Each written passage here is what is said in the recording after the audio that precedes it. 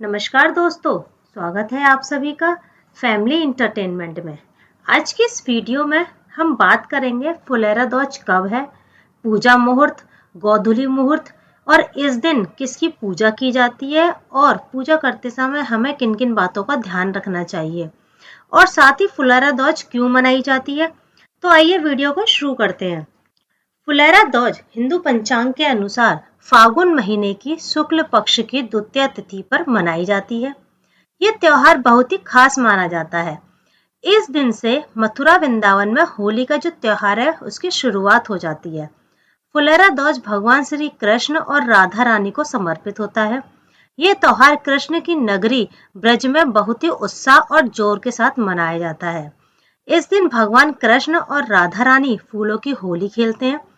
क्योंकि इस दिन पूरा दिन ही शुभ माना जाता है तो लोग वह इस दिन विवाह, मुंडन, गृह प्रवेश, वाहन खरीदना जैसे कोई भी शुभ कार्य कर सकते हैं।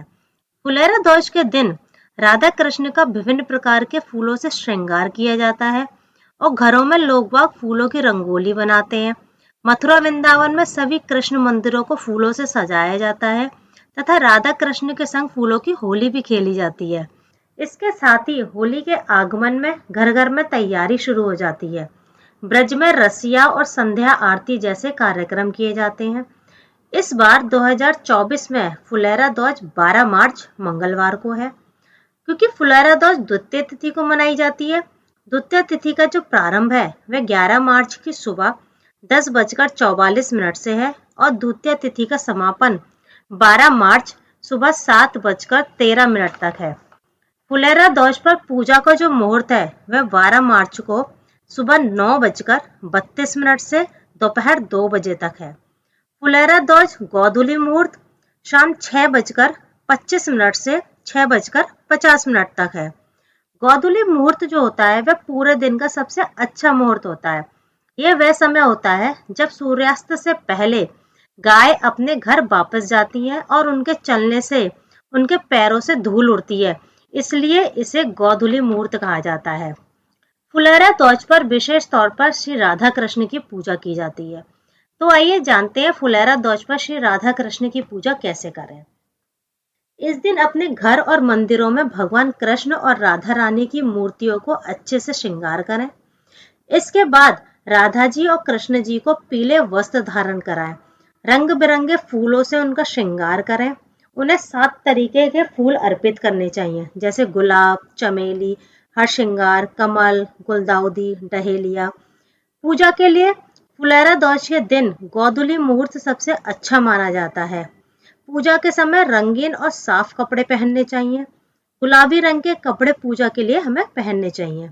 इसके बाद श्री कृष्ण को पीला चंदन लगाएं तथा राधा रानी को सिंदूर लगाएं और उन्हें 16 श्रृंगार अर्पित करें। इसके बाद दोनों को माखन मिश्री और सफेद मिठाई का भोग लगाएं, घी का दीपक जलाएं और विधि विधान के साथ पूजन करें। इसके साथ ही हमें भगवान कृष्ण के भजन, कृष्ण के मंत्र, उनके स्तोत्र की स्तुति करनी चाहिए। पूजा के बाद सात्विक भोजन ग्रहण करना चाहिए। अब बात आती है कि फुलेरा दौज मनाई क्यों जाती है। ऐसा माना जाता है कि एक बार भगवान श्री कृष्ण लंबे समय से अपने कार्य में व्यस्त रहते थे, जिसके कारण भगवान श्री कृष्ण राधा रानी से नहीं मिल पाते थे। राधा रानी इस कारण बहुत दुखी रहने लगी। राधा रानी के दुखी होने के कारण प्रगति पर विपरीत प्रभाव पड़ने लगा। भगवान श्री कृष्ण को जब यह पता चला कि राधा रानी बहुत दुखी हैं, तब वे उनसे मिलने के लिए आए। तो राधा रानी कृष्ण को देखकर बहुत खुश हो गई और राधा रानी के खुश होने से पेड़ पौधे पर पत्तियां लहराने लगी, फूल खिल उठे, पक्षी चहचहाने लगे, हर तरफ हरियाली फैल गई। भगवान श्री कृष्ण ने तभी एक फूल तोड़ा और राधा रानी के ऊपर फेंक दिया। इसके बाद राधा रानी ने भी श्री कृष्ण पर फूल तोड़कर फेंक दिया।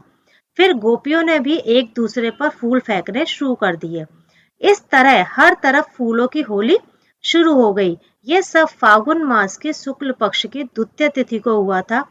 तब से इसी तिथि को फुलेरा दौज के नाम से एक त्योहार के रूप में मनाया जाता है। अब बात आती है कि फुलेरा दौज वाले दिन हमें क्या क्या करना चाहिए। तो इस दिन भगवान कृष्ण और राधा रानी की पूजा के बाद उन्हें गुलाल अर्पित करना चाहिए। ऐसा माना जाता है कि ऐसा करने से घर में खुशहाली तथा प्रेम बना रहता है। फुलेरा दौज के दिन सभी जानवरों को हरा चारा अवश्य खिलाएं। इस दिन राधा रानी जी को श्रृंगार की वस्तुएं चढ़ाएं और उनमें से कोई भी एक वस्तु अपने पास संभाल के रख लें।